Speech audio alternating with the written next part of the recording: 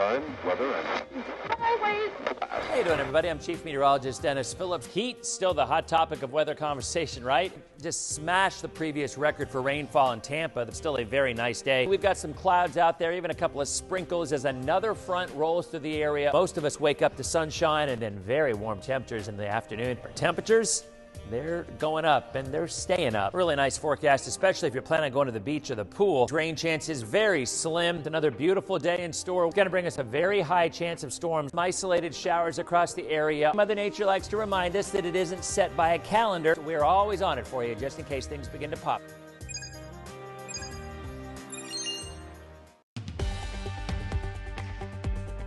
Streaming from the ABC Action Weather Center in Studio A, this is Dennis Phillips Live Plus.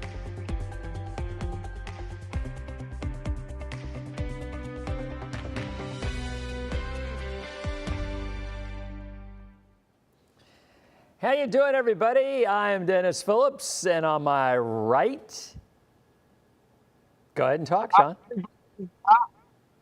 It's Sean Daly in Epic Universe. Wait. Was Sean Daly just at a loss for words? Oh, I wasn't sure how I was supposed to introduce myself. Dennis, I've spent the last 2 days outside in 130-degree heat trying to entertain you guys by checking out this new theme park at Universal Orlando. I'm a little fried. I'm leaning on you, but I couldn't miss DPL. Well, DPL, baby, I love it. Let me tell you, first of all, and can everybody verify that you are hearing Sean okay? Because we're kind of in new territory here, having Sean remote and having a VO of the Epic Universe. So usually people hearing me is not a problem. Yeah, that's a good point. We'll hear pretty quickly if they can't. But people are saying, "Hey, Sean." So we've got lots of folks here. So, typically DPL. We're talking about anything and everything, but DPL Plus, Sean's been on, Kyle, we've got Nadine, we've had Julie Salomon, we've got Heather. So it gives our anchors and reporters a chance to talk about some of the things that are going on across the Bay Area. And in this case, Epic Universe, it's going on across the universe because, Sean, go ahead and tell me what we were talking about, how Floridians typically... Listen, Floridians know this is not the time to check out Epic Universe. I'm sure the good people at Universal Orlando don't want to hear me saying that, but yeah, we're going to wait. Listen, it's a beautiful park. We're going to talk all about it on DPL. It's a beautiful park. They've gone all out. It is... 5 new worlds, including you're going to see the new Harry Potter world, Super Nintendo world, which looks like a little kid designed it. It's wild. My favorite, Dark Universe, the monsters. I mean, the architecture alone and the detailing is exquisite, just mind-blowing. But it's so incredibly hot.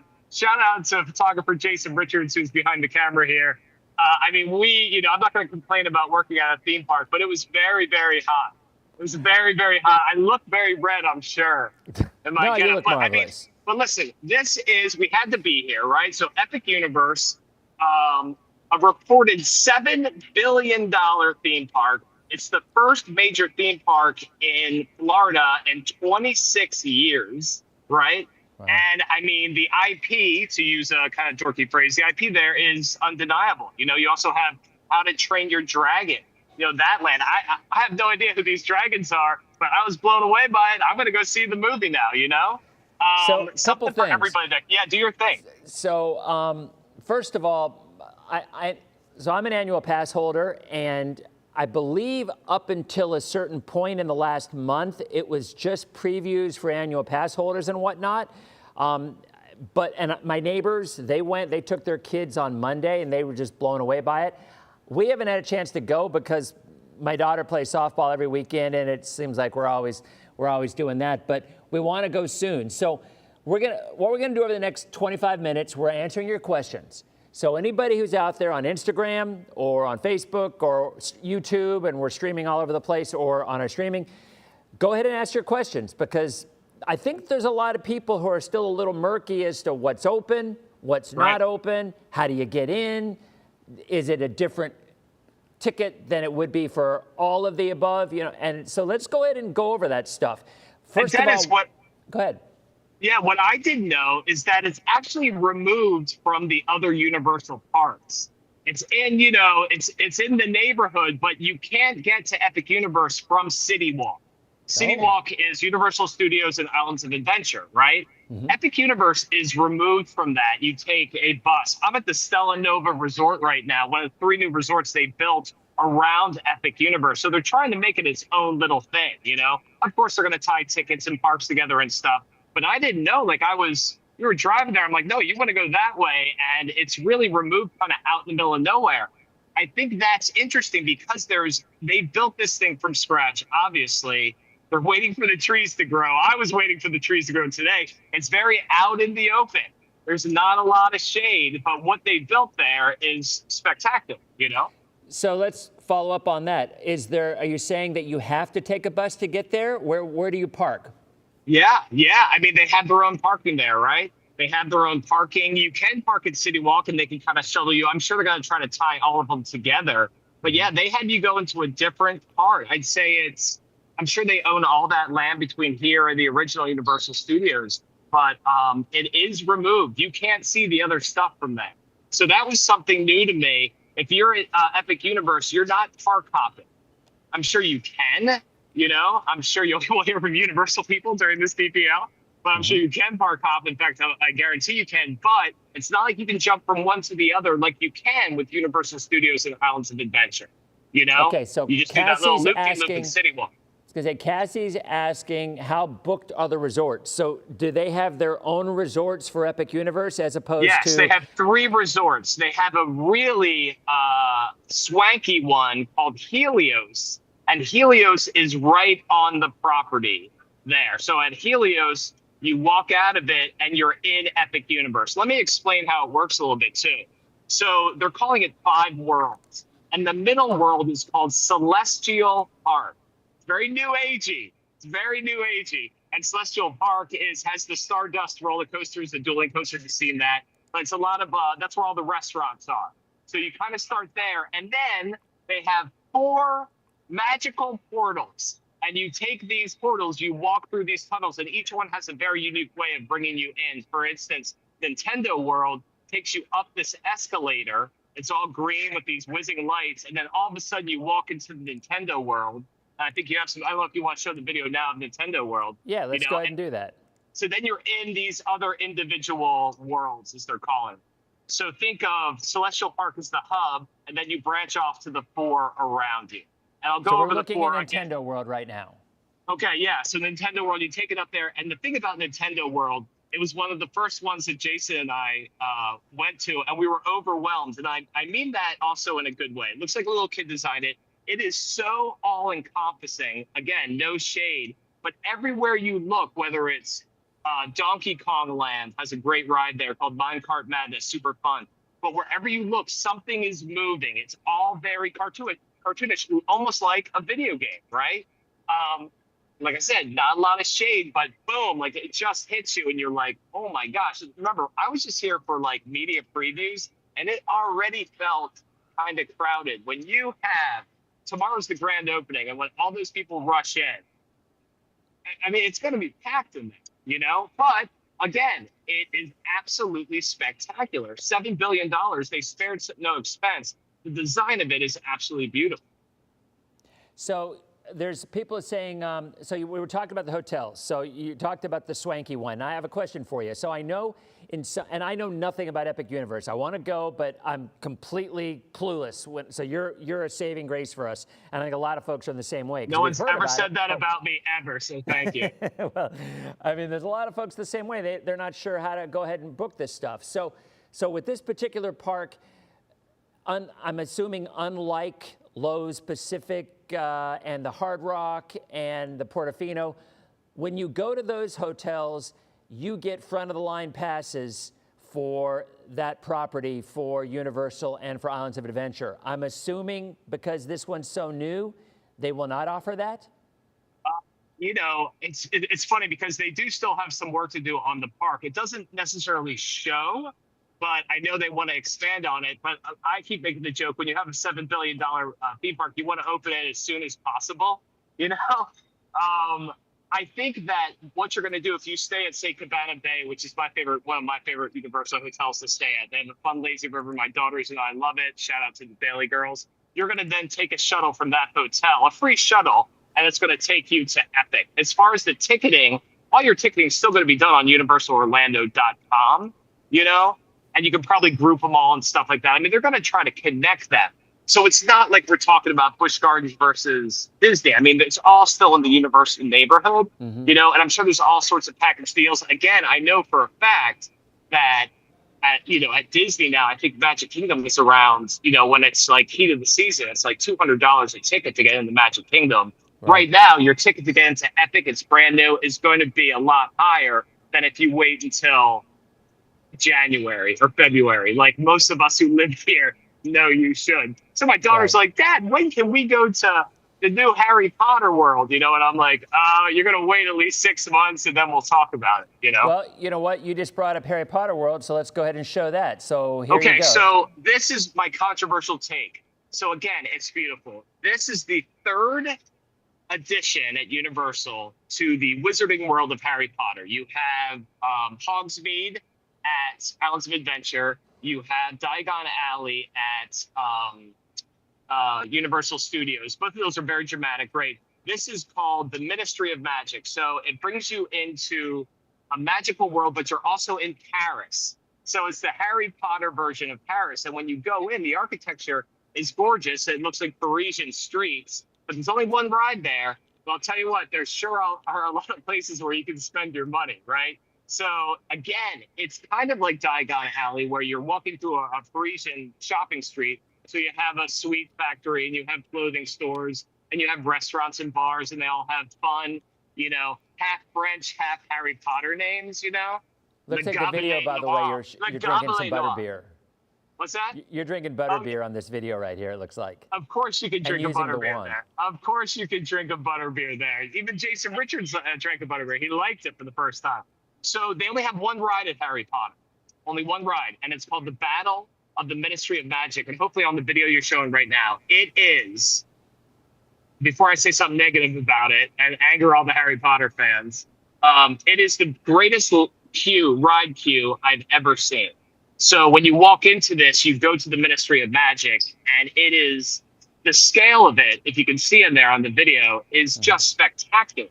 It is unbelievable, you know? And that said, and here's my hot take, Dennis, you ready? I'm ready. This is going to anger the Harry Potter fans, Harry Potter nerds. It is the least impactful, I say, of the three worlds. I say Hogsmeade and Diagon Alley are dramatic. You feel like you're part of this adventure in the scene. It feels very moody, you know, just like the Harry Potter books, where it's like the wonder, but also kind of the menace as well. And this felt like the ride, like I said, that ride is just unbelievable, spectacular, and the details are great. But this feels almost like it's a redo of Diagon Alley, where it's that you're in a village, it's Paris and stuff. Again, the scope is huge. You walk through these portals, you're in Paris, all this stuff. But again, I think, and I'll let the Harry Potter fans kind of battle it out about what their favorite is, but I'm going to say it's kind of the least impactful and dramatic of the three. Now, so there you go. Might it be that there's still more to be built? Sure, of course. And I think I talked to one of their, I can't say Imagineers, I talked to one of their creative people, and they said, of course, they're going to keep adding to them, you know?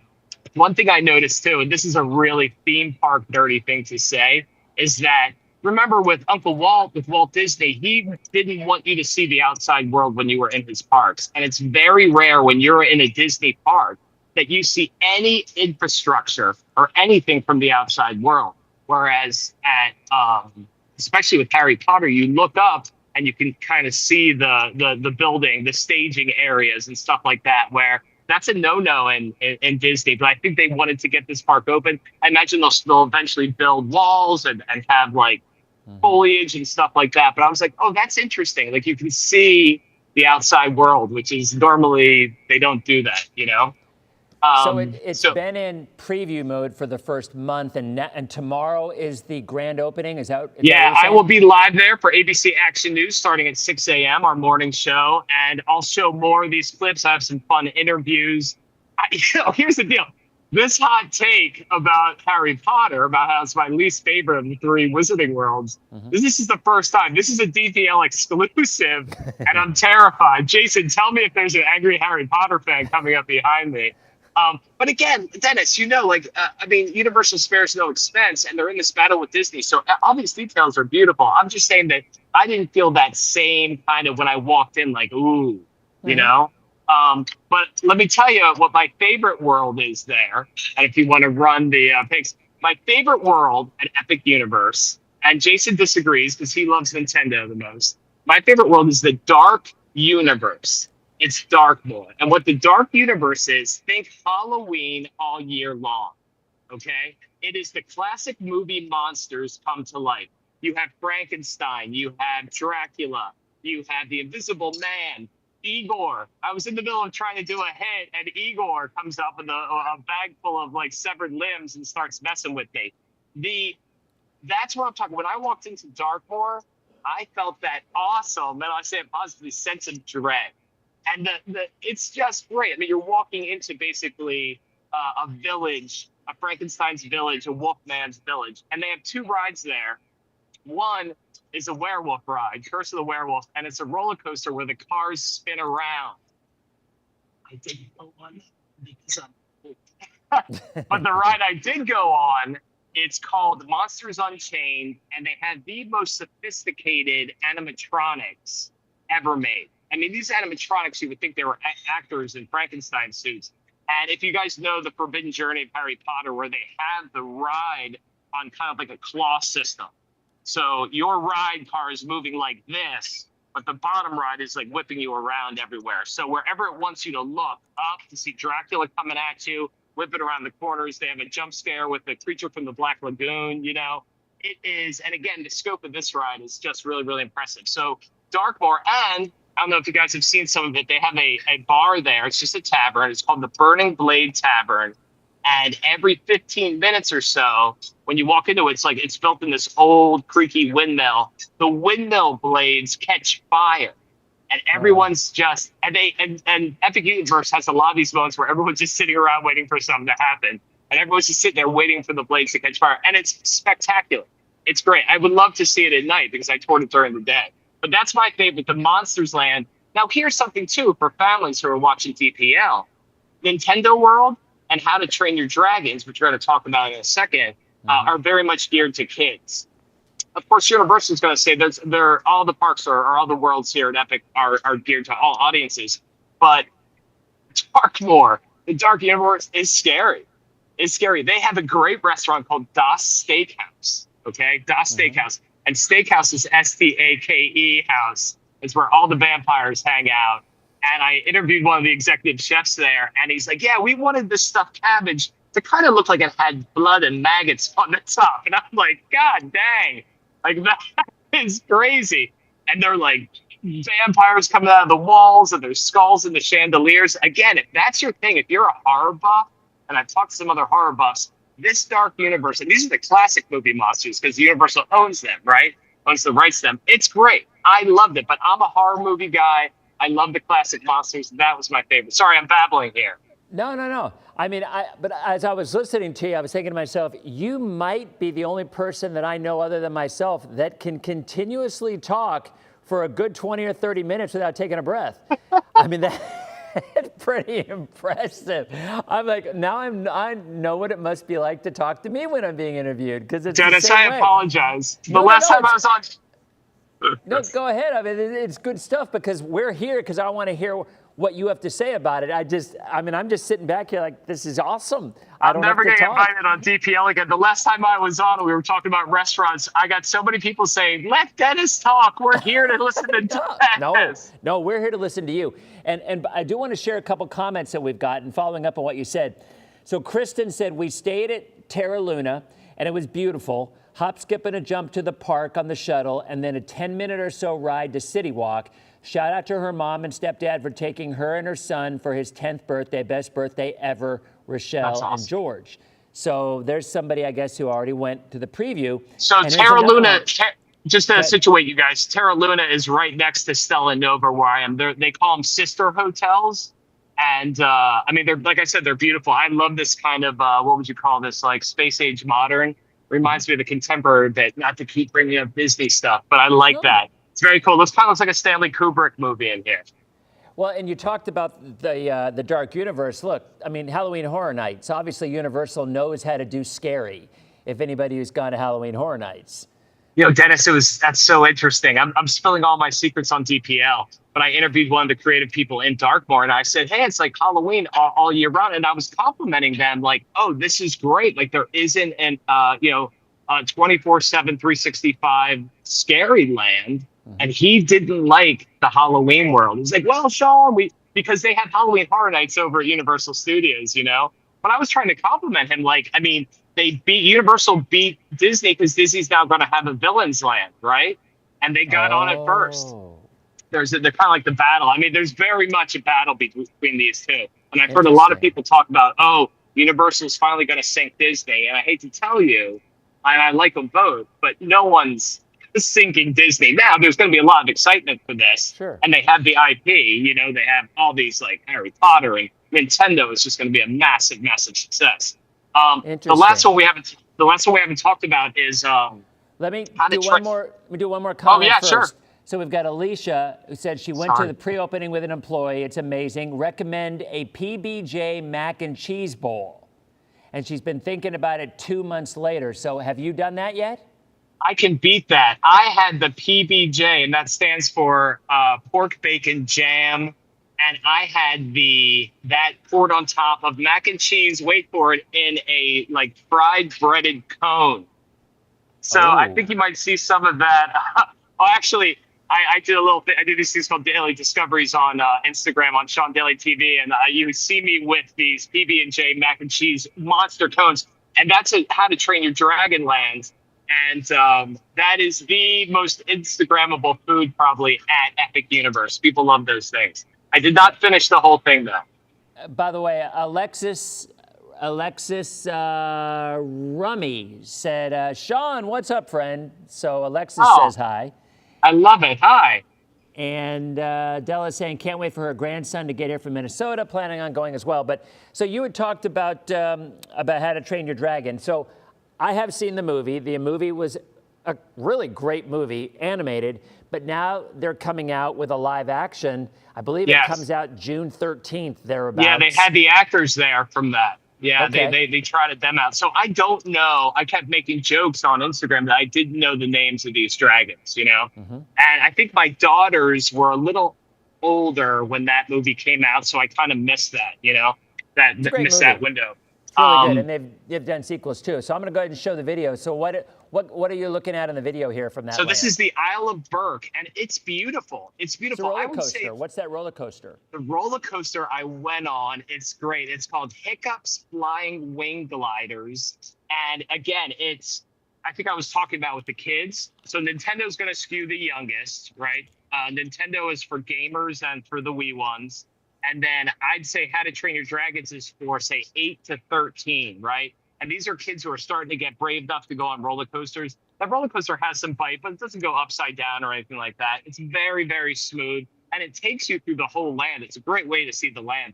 I would say of all the 4 new worlds, 5 if you count Celestial Park, I would say How to Train Your Dragon is almost like the more typical theme park you're going to see. You have the rides, you have the food, you have shows. There's the cool water ride where you're a Viking shooting water and stuff like that. A couple of neat things. The animatronics they put, you don't have to wait in line for them. There's about 5 or 6 as you go around this world, How to Train Your Dragon, that these animatronics come to life and they all do different things. You can just walk right up and take a picture of them. It's really, really cool, really, really nice. I thought, and I can tell with, I'm doing it again. Doing it again. I could tell that Universal is really pushing people to How to Train Your Dragon, because I think that of the 4 lands, and they want to get people dispersed. I'm really giving you all their theme park nerddom. They're really hyping How to Train Your Dragon because I think they want to take pressure off of Potter and Nintendo, especially. Makes sense. Now, the last shot that you saw in the video were those 2 cones. So what were they? That was the PBJ mac and cheese cone. And they also have a Nashville hot chicken poured on top of mac and cheese stuffed into a giant cone. I like the PBJ cone. Photographer Jason liked the Nashville hot chicken one. But that is definitely, you got to share that, or it is Heartburn City. Or maybe I'm just an old man at this point. All right, so we've got some comments here. First of all, we've got Diana wants to know, have you gone on Stardust Racers yet? Okay, so I'm going to say I'd like to use an excuse. I probably had time to go on it. That is the dueling roller coaster that's in Celestial Park. So before you go into any of the worlds, you can go on Stardust Racers. I did not go on it. I'm so sorry. I didn't. I like roller coasters a lot. I did hear. So I've been on Velocicoaster at Islands of Adventure many times, and that is a beast. That is probably the most visceral roller coaster. It's amazing. That one hill, it's great. And people are saying this has more bite than Velocicoaster. Wow. I know. I'm going to have to wait till I come back. So sorry about that. I know. Bad Sean. So we've got Melissa is asking if Sean is single, asking for a friend. And we've got Annie saying, howdy, that. Sean. So, I am in fact single, but I'm a mess. So we've got Paul says to ask you about the flux capacitor. It's on Stardust. The flux capacitor. So did they make references? You know, like a lot of theme parks, everything's about Easter eggs, right? Mm-hmm. And I understand that in the Curse of the Werewolf ride also has this. I love this detail too. Has the jacket, the red jacket from American Werewolf in London, the original one. Remember when the guys are hitchhiking at the beginning of American Werewolf in London? I've seen that movie. Yeah, David Naughton, I think, is the actor, and they had his jacket in the queue, but you got to look for it. I love Easter eggs. I understood that the flux capacitor was on there too. They were nodding to that because they owned the Back to the Future. They own the IP for that too. Remember they used to have the Back to the Future ride at Universal. Yeah, and I remember when I went to Halloween Horror Nights one year, they had an American Werewolf in London room or whatever it was, and and I remember the scene where you've got his friend and he had the little Mickey Mouse and he was just turned into a giant degrading zombie and he's like, "Hi, David," or whatever his name was. The so little Mickey. Great. I mean, that movie is a classic. John Landis, great. Yeah, in fact, they had that Halloween Horror Nights. The director, John Landis, was there. I got to meet him. And when they did American Werewolf in London, Halloween Horror Nights at Universal, it was great because they had like 3 or 4 of the animatronic werewolves popping out at you. It was fantastic. By the way, Brianna says hi, but that one's to me. So, hey, Brianna, how you doing? And we also I'm going to say hi to Brianna anyway. Okay, there you go. Wait a minute. Someone else just asked, oh, gosh, what was it? Something about you, oh, yeah. Alexis says, Sean, Paradise in Paradise says hello as well. So I don't know. Oh, yeah, they're great. I love them. They're a great voice for Pinellas County and all that good stuff. I see them at events all the time. Kyle Berger's here, too. Sean, where should we eat when we double date at Universal? Oh, man. Yeah, Kyle's in love now. Am I allowed to say that? That's hysterical. I don't know. So I don't know. So anyway, we got we just over a minute left for streamers. So again, let's recap. Tell folks details about tomorrow's grand opening, maybe the cost to get in, all that stuff.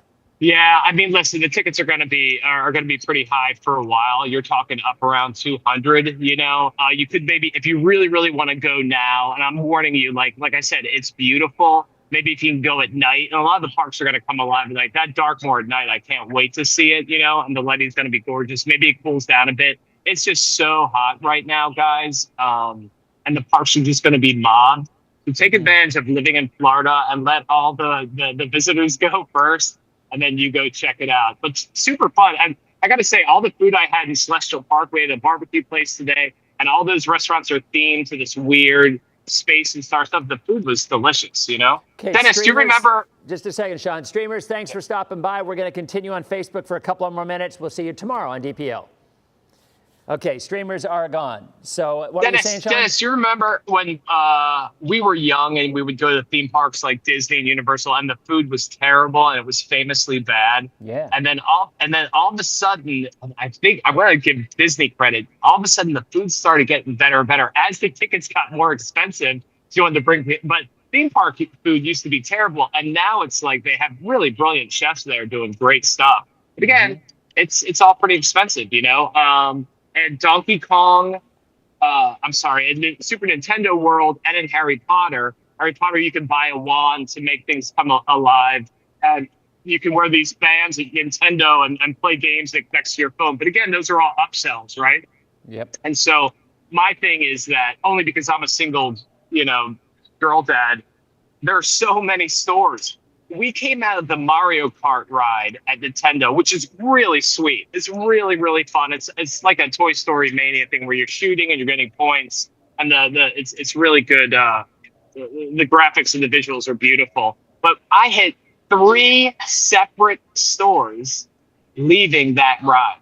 Literally, like 3 different Nintendo stores you could go in there and buy merch. I mean, it's I'm just saying that as a dad, like, can I have this? Can I have this? Get you something at the end of the day, I mean, that's the name of the game. It's not a big revelation, but it's just like it's a lot of selling. It's a lot of buying stuff, and that's the world we live in. But I'm like, oh man, they're hitting you again, and that the band you have to buy, I think it's like $30-$40. The wands are up for start maybe at $70. So Well, I saw you practicing with the wand in one of the videos over in the Harry Potter world. So I did make things come alive. They gave us a practice wand that, they gave the media wands we could use. And this woman, one of the actors there, the character actors, she taught me how to do it. And here's the thing for the wand. You got to have a straight arm, okay? And then you do this. And she's like slow, steady, and small. And so the movements are like that for the wand. So then you go up to all these windows and you look down and it'll tell you like, all right, do your wand in that direction, like that. And then things will pop out and wind will blow and rain will splatter on you and stuff. It was fun. I loved it. I'd love to see more free things for people at theme parks, So Emily said, did you try the butterbeer crepes? Yes, I did. In fact, there is, again, on my Instagram, there's a picture of me with a stupid wand and a butterbeer crepe. It was fantastic. It was really, really good. In fact, I was so full. I guess we had lunch at this barbecue place, and I'm like, and then someone's like, we got to try it. And I tried. I'm like, and then I wound up eating the entire thing. It was great, fantastic. I'm butterbeer anything. I would eat butterbeer. Yeah, you name it, butterbeer. I'm going to eat it. It's great. Well, and you mentioned this at the beginning, and I have heard this myself from a lot of people. And I'm thinking you might as well. She also said, wondering if the shade heat situation is as bad as she's heard. Yes. I am not going to pull punches, Yes, it was. Like I said, I'm not going to complain. I'm not going to complain. Yeah. It's like somebody said today, like, couldn't they buy trees that were already grown and plant those? I mean, it's just that Nintendo world is so cool, but oh my gosh. I mean, there are no trees in the Nintendo world. There's no trees in a video game, Everything's just out in the open. So it was tough. It was really, really tough. And it was funny. I was there with a bunch of young influencers, right? And at the beginning of the day, these influencers, these men and women, they're all pretty and they're full of life and their faces look good. And then to see them just destroyed at the end of the day. I mean, not that I was regaling in it, but like this old guy was hanging in there. But yeah, it's a lot, Hey, here's something too, Dennis. When I'm working these things, like I said, I'm a theme park nerd. Like I love this stuff, I would love to go in, and I keep saying this. I got to come back when I'm off the clock because I'm filming and I'm thinking about what I'm going to say to you, and I'm writing scripts, and we're in the TV business, so we're always sending back stuff. And everybody wanted a piece of Epic Universe because it's such a big deal. But I can't wait to go back and really just take it all in. Just get a butterbeer and just walk through and see all the details and the architecture. I think that's so neat. And I try to interview these, the creative types, and they're also media trained and lovely, nice, brilliant people. But I want to get like real answers from them. And of course, they have like 20 answers that they're already been approved and stuff like that. But I'm so fascinated by into Imagineering worlds and how they create these amazing lands and rides. So Kristen says, here's a little tidbit. She goes, kids will want to get a wristband in order to do the interactive games in Nintendo World. We didn't expect that, but make sure to download the Universal app on your phone to keep track of your kids' scores so they can enter the Bowser's game. So that's a little something. Super fun. There's games everywhere. I mean, there's games everywhere. There are free things you can do. They have the power-up boxes you can punch. They make fun noises, and but again, that wristband, great, but it's gonna run you an extra $30-$40, and you got 2, 3, 4 kids. That's a big upcharge, But again, it'll enhance it, So I have a podcast I have to do in 7 minutes with the United Way of Citrus County, so it never ends. But I do want, as we finish this, kind of give us just an overview of everything that you experienced. I mean, and I get it, we've done specifics. And by the way, this will repeat. So if you haven't watched it from the beginning, Sean gives a review, a critique, input on every single one of the lands. But overall, what's your initial impressions of Epic Universe? Let's see. Overall, I don't want to say I was disappointed because I'm also exhausted right now. So if you ask me when I'm going back, I'd probably say I'm going back in a year, Listen, like I said, the scope of it is absolutely mind-blowing. It's beautiful. But as a parent, and I imagine bringing Ava and Maya Daly through these parks, and it's so big and there's so much walking, because remember, you're going into the worlds, and then you're coming out again, and you're going to the next one. You're backtracking a lot, It's kind of like when you go to like Universal Studios or Islands of Adventure, you got to go through City Walk, then you got to go into one of the parks, and then if you're going to Harry Potter, you got to keep walking. That's like a mile, right? Mm-hmm. That's like a long way to go. Listen, like I said, it's beautiful. It's very, very hot. We're going to have to do something about like the shade and cooling people down and stuff like that. But again, if you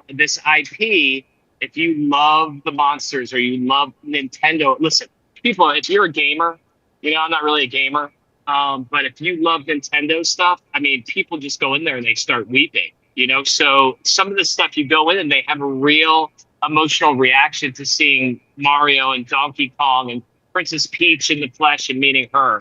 So, listen, it's beautiful, but it's very, very hot. It's very, very big. So if you're going to go, just know all these things, So listen, I've been there. I'm a good dad. I'm a happy dad. I'm like a fun dad. But I mean, the Daly Girls and I, we've had some got to be epic battles in theme parks where people start getting theme park beat. You get tired. You get there at 10, everyone's doing well. And then 2 o'clock hits and theme park beats start kicking in and everyone starts fighting and jawing and stuff. I don't know, Dennis, I want to go with you in the park. I want to see your take. Yeah, I mean, we're definitely going to go. Like I said, we're annual pass holders, and I'll tell you, that's the one thing I splurge. We're talking about theme parks, and for me, when I bought my Universal Park passes for the family, I bought the Premier passes, and I did it because you get front of the line privileges after 4 o'clock every single day. And for me, in Florida, that was worth its weight in gold. You can only go on each ride one time, but you don't have to wait. You're in the fast queue line as opposed to waiting in the long lines, and that's huge. And what I've read is that Epic Universe is not offering that yet because it's new. And I wonder if that's something that maybe I wait for. Well, Harry Potter was 300 minutes the other day to get on that ride. 300 minutes. And the line I hear can accommodate 7 hours of waiting. And here's one more final thing. It's so big, right, that to do it all in one day is going to be extremely, extremely tough. So you have to pick your spots too, right? And it also encourages repeat going or doing like 2 days in a row, stuff like that. Like, it's just too much to see all at once. So if you have kids or you want to go Nintendo and Dark Universe, hit those, do them all, do the ones you want to see. I mean, the thing is, everybody's going to want to see everything, right? Harry Potter, you can do pretty quick, except for that ride, I mean, you just kind of walk through it. There's only one ride there. You want to buy some tchotchkes, have some butter beer, which is good. It's delicious, you know.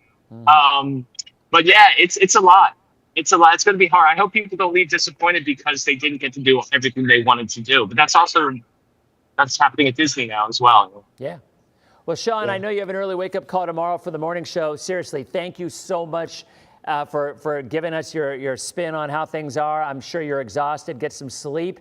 And we will see you again very soon on another edition of DPL or DPL Plus. I love it. Thanks, Dennis. You have an invite 24/7 any day. And you've heard through the grapevine that on July 1st, when we're going on broadcast, congratulations. DPL will be nightly. So I'm going to want you here as much as you can. I want to hit that DPL. All right. Thanks, my friend. I'll see you later. Have a good one. All right, bye. All right, guys. Well, again, that was Sean Daly. Thank you so much, Sean, for being here. And yeah, like I said, I'm in a podcast in 3 minutes with the United Way of Citrus County, so I got to run. So we'll be back tomorrow night with our regularly scheduled edition of DPL, where we're going to be talking about the weekend, Memorial Day weekend weather, and anything else that's going on. Thanks again for joining us. Have a great night, and we will see you on our next edition of Dennis Phillips Live. See you guys.